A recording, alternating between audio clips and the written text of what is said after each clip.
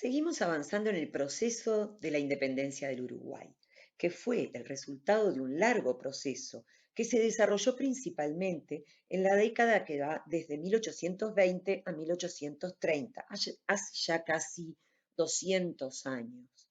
En esa época sucedieron varios hechos.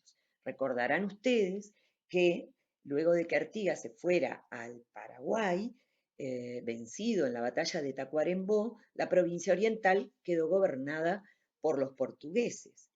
En ese momento estaba al mando del ejército portugués y del gobierno Carlos Federico Lecor. En ese momento ocurre lo que vemos en esta imagen, una batalla, el grito de Ipiranga, que determina la independencia de Brasil del Reino de Portugal. Y los portugueses que estaban acá tuvieron que decidir, decidieron ser brasileros. Entonces, los orientales comenzaron a estar en contra de algunas de las medidas que Lecor y el gobierno portugués tomaba hacia ellos, favoreciendo a los grandes comerciantes brasileros y perjudicando a los orientales. En esta imagen reconocemos el famoso cuadro de Blanes que recuerda esa cruzada libertadora. Decidieron organizarse secretamente, se fueron a Buenos Aires hasta que lograron desembarcar finalmente en la playa de la Graciada. Fue en aquel número famoso de los 33 orientales, que seguramente fueron muchos más. Este desembarco ocurrió el 19 de abril de 1825 y Blanes lo inmortalizó en este cuadro llamado El juramento de los 33 orientales, que se puede observar en el Museo Blanes, ¿verdad? Esta bandera fue la que llevaban estos orientales con los colores de la bandera artiguista, azul, blanco, rojo, y el lema Libertad o muerte. Juan Antonio Lavalleja a la izquierda y Fructuoso Rivera a la derecha, que en ese momento pudieron olvidar por un tiempo sus diferencias y dado que Rivera había estado más afín al gobierno portugués y unirse para formar esta asamblea de orientales, como se ve en esta imagen también recordada en la pintura uruguaya, que de algún modo representa la sala justamente de representantes. Esa sala que se reunió en el departamento de Florida, dado que los portugueses todavía, los brasileros ya en ese momento, seguían instalados en la ciudad de Montevideo y en gran parte del territorio con su ejército, y se reúnen acá en el departamento de Florida para decidir el destino de la provincia oriental. ¿Qué pasó entonces después del desembarco en la playa de la Graciada? Bueno, esta justamente reunión en Florida, todos a Florida. ¿Para qué? Para establecer la sala de representantes, esa gran asamblea. ¿Qué pasó en esa asamblea? Nada menos que la declaratoria de la independencia, el 25 de agosto de 1825, o sea, unos meses después del desembarco. Pero inmediatamente se vota la ley de unión y la ley del pabellón.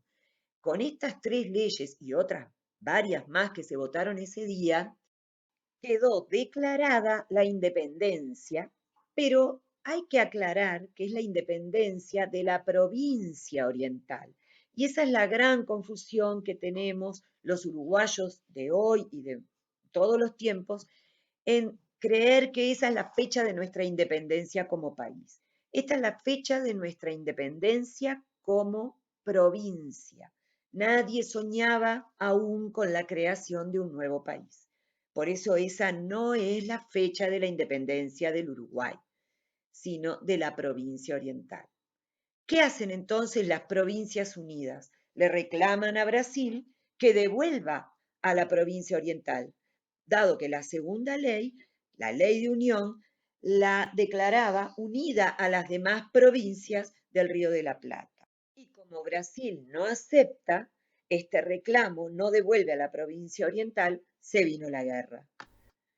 Y fue esta una guerra por la posesión de la provincia oriental, o provincia cisplatina, como le llamaban los brasileros, de este lado del Plata, ¿verdad? Estas tres batallas, Rincón, Sarandí, Ituzaingó, fueron muy importantes. Batallas en las que participaron Rivera, La Valleja, las Provincias Unidas, determinaron que la provincia oriental se sintiera fuerte, pero Brasil también tenía mucho poder por mar. Dominaban las ciudades de Montevideo, de Colonia, que seguían estando en poder brasilero. Recordemos las misiones orientales. Todo este territorio que podemos observar acá en este mapa había pertenecido a la provincia oriental. En este momento Rivera vuelve a conquistar, a reconquistar, ¿verdad? Estas tierras. Pero fíjense que no integran actualmente nuestro mapa, nuestro territorio. Brasil estaba además queriendo tener el puerto natural de Montevideo, como siempre lo había anhelado, ¿verdad? Entonces no renunciaban. Si miramos nuestro mapa actual, vemos cuánto territorio Brasil tenía para apoderarse todavía. O sea que los motivos para que la guerra continuara seguían estando presentes. Y así fue, pasaron 2 años y en ese momento viene esta pregunta: ¿por qué interviene Inglaterra en esta guerra? Le piden ayuda porque Brasil finalmente logra bloquear el puerto de Buenos Aires. Y entonces ahí las provincias deciden eh, solicitar una intervención extranjera. Y como siempre, Inglaterra, a través de Lord Ponsonby, que era un enviado muy especial, intenta lograr la paz en estos territorios, que era su mayor deseo, dado que lo que le interesaba era comerciar sus productos, la libre navegación del Río de la Plata. Entonces, ¿por qué interviene Inglaterra? Porque le solicitan esa ayuda. Este señor, Lord Ponsonby, que pasa primero por Río de Janeiro, donde estaba instalado el gobierno brasilero, y luego se dirige a Buenos Aires para hablar con el gobierno de las Provincias Unidas. ¿Qué propuestas hizo Lord Ponsonby? Bueno, hizo dos propuestas. La primera, que Brasil devolviera la provincia oriental, pero que las Provincias Unidas, o sea, lo que hoy es Argentina, le pagaran una suma de dinero a Brasil. Esta propuesta no fue aceptada. En su segunda propuesta, ahí sí, Lord Ponsonby, que era de origen irlandés, le ofrece la idea de crear un país independiente, que no perteneciera ni a Brasil ni a Argentina. Pero ¿qué sentían los orientales? Que eran los verdaderos protagonistas de aquel momento, de aquella decisión, que sin embargo estaban teniendo sus vecinos, Brasil, Argentina, incluso ahora Inglaterra. También tenía que ver con la soberanía oriental, con lo que se estaba decidiendo acá en este territorio. ¿Querían incorporarse a Brasil? Algunos probablemente sí lo pensaron. O querían incorporarse o seguir perteneciendo a la Argentina, a las Provincias Unidas, como lo expresaron en la Ley de Unión en agosto de 1825. O empezó a gustarles la idea de ser un país independiente, en cosa que nunca habían pensado antes de esta intervención diplomática. Si bien en un principio la idea de unirse a las Provincias Unidas estaba muy clara, con el paso del tiempo y del transcurso de la guerra, los orientales empezaron a desconfiar nuevamente de Buenos Aires. ¿Y cuál fue la propuesta aceptada por la provincia oriental? Bueno, finalmente este sentimiento prevaleció y un país nuevo e independiente vino a asegurarles a los orientales que no iban a depender nuevamente, como en los tiempos de Artigas, de aquel gobierno centralista que Buenos Aires volvía a poner de manifiesto en este momento. Y esta fue la opción que más les gustó finalmente a los orientales de aquel momento. Para lograr la paz había que firmar un documento. ¿Cuál fue el documento firmado? Ese documento fue la llamada Convención Preliminar de Paz. Convención, porque se combinó algo. Preliminar, porque se pensaba más adelante hacer una convención definitiva que finalmente no se hizo. Y de paz, porque lo que se combinó fue la paz. ¿Qué se resolvió? Bueno, ya lo sabemos, que la provincia oriental se transformara en un estado independiente tanto de Brasil como de Argentina, un nuevo país en América del Sur. ¿Quiénes lo firmaron? Argentina y Brasil, pero Inglaterra agregó una cláusula sobre la libre navegación del Río de la Plata. Este documento entonces se llamó Convención Preliminar de Paz. ¿Y cuándo fue firmada? El 4 de octubre de 1828. En realidad fue el intercambio de firmas, porque ya habían firmado Brasil y Argentina en agosto y en septiembre. En esta fecha, el 4 de octubre de 1828, se ratifica entonces, se crea el nuevo país. O sea que ahora a trabajar. Había que elegir un nombre. Todo nuevo país debe tener un nombre. Hubo varias propuestas: Estado de Montevideo, Estado Oriental del caudaloso Río de la Plata, Estado del argentino, hasta que finalmente Lázaro Gadea propone el nombre Estado Oriental del Uruguay, y ese fue el elegido. Estado Oriental del Uruguay. Redactar la Constitución fue el paso siguiente. Había que tener una ley fundamental y elegir el primer presidente, que fue don Fructuoso Rivera. Había también que diseñar un escudo que representara, que simbolizara a nuestro país. Y es el que hasta hoy conocemos, el escudo con el símbolo de la igualdad, de la fortaleza, de la libertad a través del caballo y de la abundancia a través del buey. Ese escudo que vemos en las instituciones públicas, en los educativas, etc. Pero también había que diseñar el primer pabellón nacional, nuestra primera bandera, que duró muy poquito tiempo. ¿Saben cómo era? Era muy parecida a la actual, pero en lugar de 4 franjas, tenía 9 franjas azules o azul celeste sobre un fondo blanco y con el sol del lado del asta. Esas 9 franjas representaban a los 9 departamentos que en ese momento existían. Fue modificada rápidamente porque ya en este momento, cuando se procede a jurar la Constitución que se redactó una vez terminada la guerra y a partir de la Convención de Paz, ya vemos flamear en este cuadro que representa ese momento de la jura de la Constitución la bandera uruguaya tal como la conocemos ahora. Y este cuadro tiene la particularidad, además, que muestra ese momento que debe haber sido muy emotivo, la jura de la Constitución. Este óleo de Juan Manuel Blanes muestra los países que intervinieron: Brasil, Argentina, Inglaterra, y fue este juramento dado el 18 de julio de 1830. De ahí que nuestra principal avenida, no solo en Montevideo, sino en varias ciudades, sea llamada 18 de julio.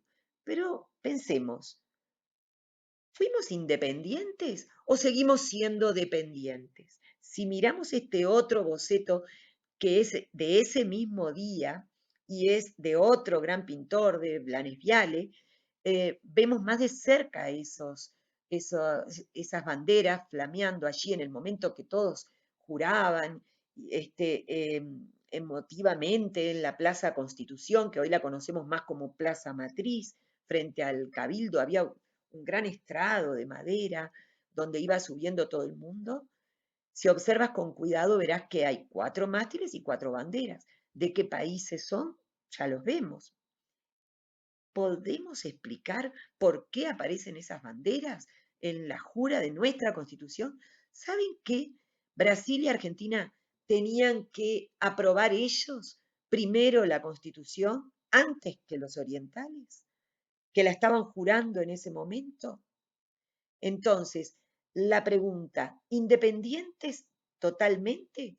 ¿O conservó este país al nacer un grado de dependencia importante de sus vecinos? ¿Hemos logrado la total independencia al día de hoy? Y así terminó este proceso entonces de nuestra independencia. Recalculando, es importante considerar que la independencia oriental, entonces, fue el resultado de un largo proceso histórico que habría comenzado en el final de la época colonial española. Continuó gestándose en las ideas de Artigas en cuanto a la autonomía provincial. Él no soñó con un país, pero sí con una provincia autónoma e independiente. Siguió luego con el deseo de libertad de los llamados 33 orientales y su cruzada libertadora allá por el año 1825. Y ahí vienen las leyes de la Florida y la gran confusión de la fecha de nuestra independencia. Recordemos nuevamente, en el año 1825 se declaró la independencia de la provincia oriental. Y ahí se armó la guerra. Llegó finalmente la paz a través de la Convención Preliminar de Paz con la intervención inglesa y finalmente se crea un nuevo país llamado Estado Oriental del Uruguay el 4 de octubre de 1828. Se jura la Constitución el 18 de julio de 1830. Y en ese contexto, Artigas ya no participó ni volvió más. Se había retirado al Paraguay para no volver más. O sea que, salvo en sus ideas de autonomía de la provincia, Artigas no tuvo que ver directamente con este proceso del final de la independencia uruguaya. Y si vamos un poco más atrás, todavía viendo todas las etapas de nuestra historia, sigue siendo la etapa indígena, la etapa más prolongada, más larga. Luego viene la época española, la época colonial, donde se empiezan a dar cambios, cambios, cambios, hasta llegar a ese cuadradito, rectangulito rojo que vemos allí, que esa es la época solamente en la que participó Artigas. Y luego sí tenemos esa década muy importante de 1820 a 1830, donde se da todo este proceso de la independencia. Y a partir de ahí podemos observar que estamos ahora en el año 2020 y la época independiente, podríamos decir, aproximadamente hace unos 200 años. Entonces, podemos entender finalmente las etapas de nuestra historia. Ahora estamos en la etapa independiente. Si tú eres capaz de explicarle a alguien de tu familia cómo nació nuestro país, entonces sabrás si lo has entendido.